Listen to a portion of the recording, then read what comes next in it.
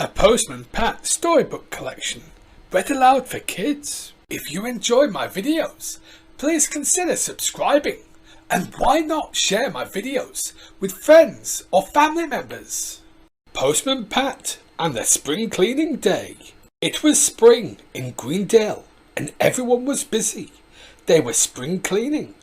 Everywhere that Pat went, there was a brushing and a beating and a sweeping and a polishing and a washing and a vacuuming going on. Carpets were hung out in the sun. Pots and pans shone like new. Chairs stood on tables. It was awful. There was nowhere to sit, and the dust made Pat sneeze. "I'll be glad when it's all done," said Pat.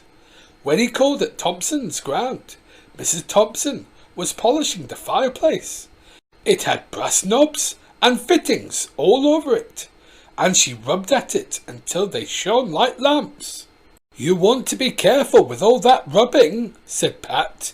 "You'll have a genie jump out, like that one in Aladdin." "I wish it would," said Mrs. Thompson. "It would help me get my spring cleaning done." "Do you think you can give Jess a rub while you're at it?" said Pat, laughing. Jess went and hid behind the dresser. He thought that he would do his own cleaning. A good lick and a rub with his paw would be good enough for him. "It's the first time it's been warm enough to let the fire out," said Mrs. Thompson. "I do like to give it a good polish. It looks more welcoming. Have a cup of tea, Pat. The kettle's boiled. Help yourself." Pat went into the kitchen to brew the tea. Mrs. Thompson went outside to shake the rug. Jess came out and sniffed at the cold fireplace. It was a big old fireplace. Jess could see the chimney going into the darkness. He seemed to like it. He put his head on one side. He listened. He listened to something. A very small sound, far, far away. His whiskers twitched. His tail went up, like a car aerial. "Tea up," called Pat, coming back with the tray. "Grand," said Mrs. Thompson, coming back with the rug. "Would Jess like some milk?" "Come and have some milk, Jess," said Pat, looking behind the dresser. "He's not here. Jess, where are you? Come on, Jess." "He was here a minute ago," said Mrs. Thompson. "I expect he's gone to see if there are any mice in your barn," said Pat.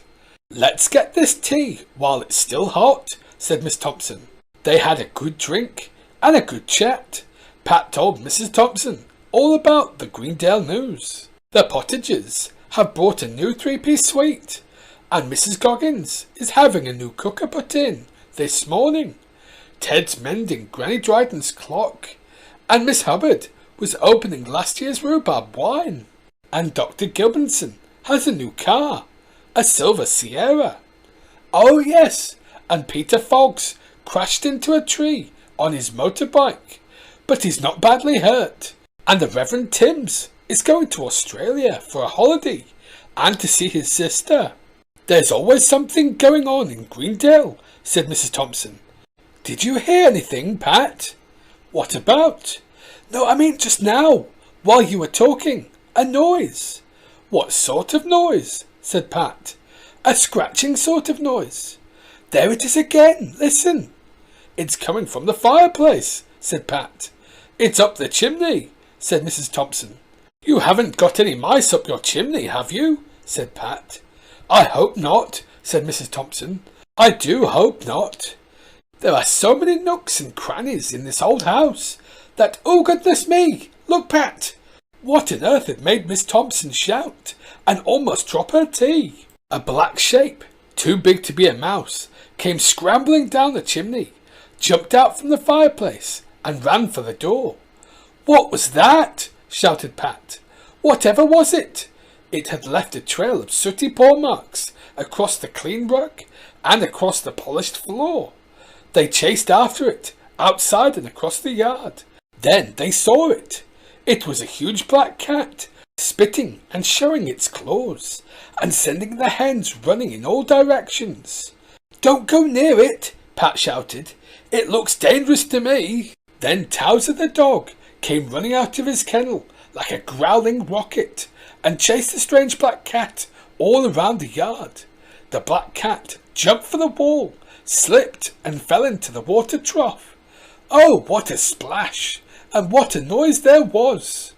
There was a strange cat swimming for its life, with Towser jumping about and barking its head off.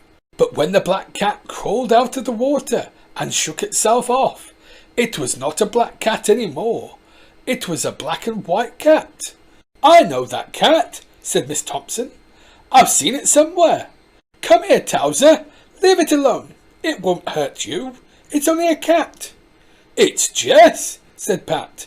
"Jess, what have you been doing? Come on, Puss. See, it is Jess."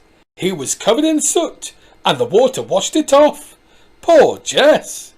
Pat picked up Jess and gave him a cuddle.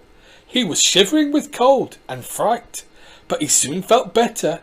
"I do believe your Jess went up my chimney looking for mice," said Miss Thompson. "Did you, Jess? Is that what you did, you naughty cat? And just look at my nice clean floor. See what a mess you've made." Jess couldn't tell Miss Thompson what he'd been up to, and he couldn't say he was sorry, but he did look very sorry. "Never mind, Jess," said Mrs. Thompson. "We'll not be cross with you, but we cannot be having you making sooty paw marks in all the kitchens of Greendale. Keep hold of him, Pat, and I won't be a minute." Mrs. Thompson went into the kitchen again and came back with a plastic bowl full of soapy water. "Just pop him in," she said, "and we'll spring clean him in no time." "But Jess doesn't like," Pat began, but it was too late. Jess was in the water and fighting to get out again. It was no good. Mrs. Thompson was used to all kinds of cats. She held Jess firmly until he was clean all over. Then she rinsed him under the tap to get all of the soap out, popped him into a big old towel and wrapped him up until he was dry. When Pat unwrapped Jess from the towel, it was a new cat that stepped out.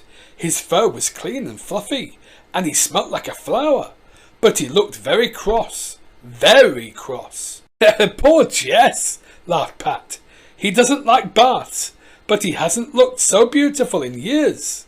"You'll have to put him in for the Reverend's pet show in September," said Miss Thompson. "I might just do that," said Pat. "I might very well. And I hope that'll teach him a lesson not to go up chimneys and go messing clean floors up," said Miss Thompson. "Let me give you a hand," said Pat, "to clean it up." "Oh, it's all right, really. You'd best be on your way with all those letters," said Miss Thompson, smiling. "I'll soon get it straight. I've seen worse messes than that." But Pat helped all the same. Soon it was time to go. Pat was on his way with a "Cheerio, Miss Thompson, and thanks for the tea. I wonder, Jess, if you could win a prize at the pet show," said Pat as they went along the road. "I wonder, it's a good idea, that." Jess had his own thoughts about baths and pet shows, but he wasn't telling anyone what they were. One thing's for sure, he never went up a chimney again. The end. Thanks so much for watching, and I hope to see you again here at the ABC Storytime.